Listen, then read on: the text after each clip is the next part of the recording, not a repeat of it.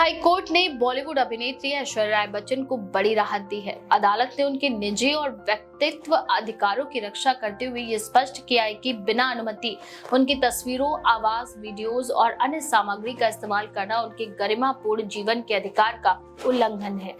Court ने e commerce platforms और Google जैसे इंटरनेट माध्यमों को निर्देश दिए हैं कि वे 72 घंटे के भीतर याचिका में उल्लिखित सभी URL हटाएं, निष्क्रिय करें और ब्लॉक करें। अदालत ने इलेक्ट्रॉनिक्स और IT मंत्रालय ने कहा कि ऐसे सभी URL को ब्लॉक करने और निष्क्रिय करने के लिए आवश्यक निर्देश जारी करें।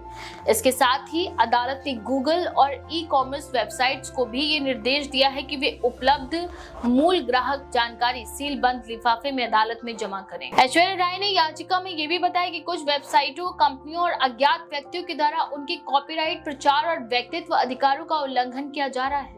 उन्होंने बताया कि बिना किसी की अनुमति के उनके नाम, तस्वीर, वीडियो और आवाज का उपयोग किया जा रहा है, जिससे भ्रम और गलत जानकारी फैल रही है।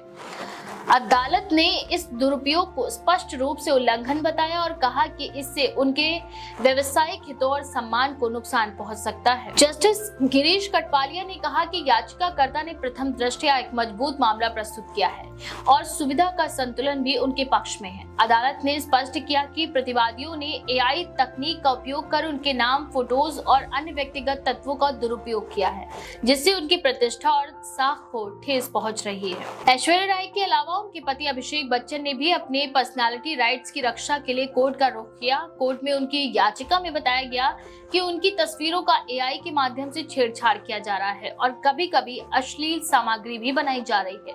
इससे पहले अमिताभ बच्चन, अनिल कपूर और जैकी श्रॉफ जैसी कई सेलिब्रिटीज अपनी तस्वीरों, आवाज और खास अंदाज को लेकर अदालत का दरवाजा खटखटा चुके हैं। अदालत ने इस मामले में स्पष्ट किया कि किसी मशहूर व्यक्ति की पहचान का उनकी अनुमति के बिना इस्तेमाल करना उनके सम्मान और प्रतिष्ठा के लिए हानिकारक है। इससे उनके व्यावसायिक हितों और गरिमापूर्ण जीवन के अधिकार पर भी असर पड़ सकता है।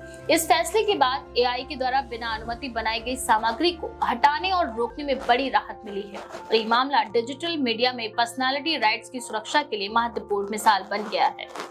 इस बारे में आपका क्या विचार है? अपनी राय कमेंट सेक्शन में जरूर लिखें। ऐसी और भी खबरों के लिए देखते रहें द पेज 90।